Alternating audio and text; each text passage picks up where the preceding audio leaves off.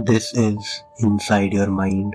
कुछ ऐसी अनकही बातें, कुछ ऐसे अनकहे शब्द जो आपके दिमाग से कुछ यूं बात करते हैं कि आप सोचने पे मजबूर हो जाते हो। आप अपने रूम में अकेले हो या खैर, आज की स्टोरी के लिए आंखें बंद कर लो और बस मेरी आवाज ध्यान से सुनो। मैं जिस तरीके से बोलता हूँ, आपका दिमाग अपने विजुअल्स खुद बना लेगा मेरी स्टोरी सुन के। और शायद आज की कहानी यहीं खत्म ना हो। कभी ऐसा हुआ है कि तुमने अपनी ही आवाज सुनी हो जब तुम बोल ही नहीं रहे होते? समय था 2:17 AM। मुझे एग्जैक्टली याद है क्योंकि मैं एक अजीब सी आवाज से उठा था। किसी ने मेरा नाम लिया था। पहले मुझे लगा शायद सपना होगा। रात के बीच में दिमाग अजीब गेम्स खेलता है, ऐसा सबके साथ होता है ना? पर फिर वो आवाज दोबारा आई। डरा देने वाला सच ये है, मेरे रूम में कोई नहीं था। मैं अकेला रहता हूँ, ना कोई रूममेट और ना फैमिली। रूम बिल्कुल साइलेंट था, सिर्फ फैन की हल्की सी आवाज आ रही थी। मैंने अपनी आंखें बंद रखी, जैसे कुछ सुना ही ना हो, पर अंदर से एक अजीब सा डर धीरे धीरे बढ़ने लगा। मैंने अपनी बॉडी और अपना फेस पूरी तरीके से अपने ब्लैंकेट से कवर कर लिया था। कुछ टाइम बाद मेरे फोन की लाइट चली अपने आप। कोई नोटिफिकेशन नहीं, कोई कॉल नहीं, बस स्क्रीन अपने आप ऑन हो गई। मैंने डरते डरते धीरे से फोन उठाया और जो मैंने देखा उसका कोई लॉजिक ही नहीं था। वो मैं समझ ही नहीं पाया। वॉइस रिकॉर्डर ऑन था। मैं कभी रिकॉर्डर यूज ही नहीं करता और उस वक्त मैं सो रहा था। स्क्रीन पे टाइमर चालू था। 3, 4, 5। मेरा दिल तेज तेज धड़कने लगा टाइमर के साथ। पर क्यूरोसिटी डर से ज्यादा स्ट्रॉन्ग थी।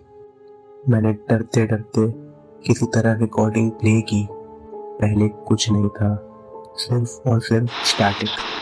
पर फिर मेरी आवाज, बिल्कुल मेरी आवाज, सेम टोन, सेम पिच।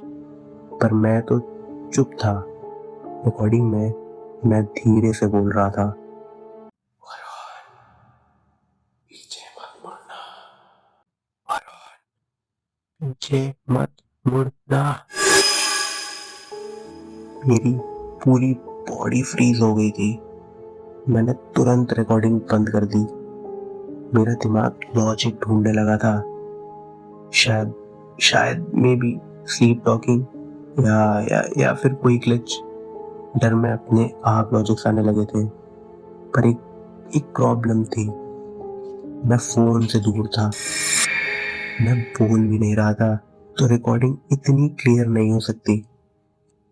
मैंने खुद को कन्विंस करने की कोशिश की, सब नॉर्मल है, कुछ नहीं है, हो जाता है। पर फिर मैंने एक और चीज नोटिस की। रिकॉर्डिंग का ड्यूरेशन 2 मिनट और 17 सेकेंड्स। सेम टाइम जब मैं उठा था।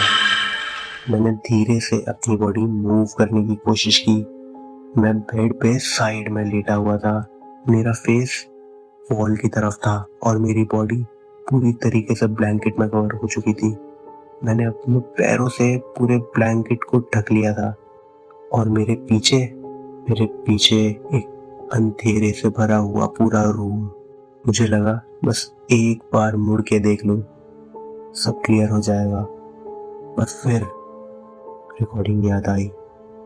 पीछे मत मुड़ना, पीछे मत मुड़ना। मेरी सांस रुक गई। रूम बिल्कुल साइलेंट हो गया था।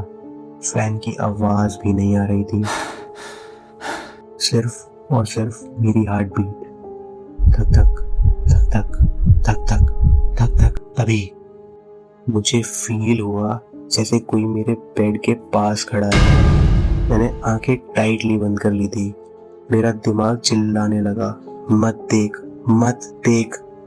पर फिर कुछ मेरे कान के पास आया, ठंडा, बिल्कुल एकदम ठंडी सांसें। मतलब तुम महसूस कर सकते हो कि वो एकदम ठंडा था जो भी था। तुम ऑलरेडी मुड़ चुके हो, अब लेट हो गया है। मेरी आंखें खुल गई थी, पर मैं अभी भी वॉल की तरफ ही देख रहा था। मैं मुड़ा ही नहीं था। फिर फिर वो कैसे? मैंने धीरे से फोन उठाया। स्क्रीन पे वो रिकॉर्डिंग अभी भी थी, और अब उसका नाम चेंज हो चुका था। फाइल का नाम था नेक्स्ट टर्न। मैंने मैंने डरते डरते प्ले किया। इस बार आवाज मेरी नहीं थी, पर वो मैं ही था। अब टर्न लेना पड़ेगा वरुण, अब टर्न लेना पड़ेगा। उस रात के बाद मैं कभी वैसे नहीं सो पाया। कभी कभी, आज भी 217 पे मेरा फोन खुद ऑन हो जाता है और एक नई रिकॉर्डिंग मिलती है। हर बार थोड़ी और क्लियर, हर बार थोड़ी और करीब। कुछ आवाजें बाहर से नहीं आती, वो पहले से ही तुम्हारे अंदर होती हैं। बस एक रात वो बाहर आने का रास्ता ढूंढ लेती है। This is it for the first episode. Tune in for next episodes too. Thank you. Jai Hind.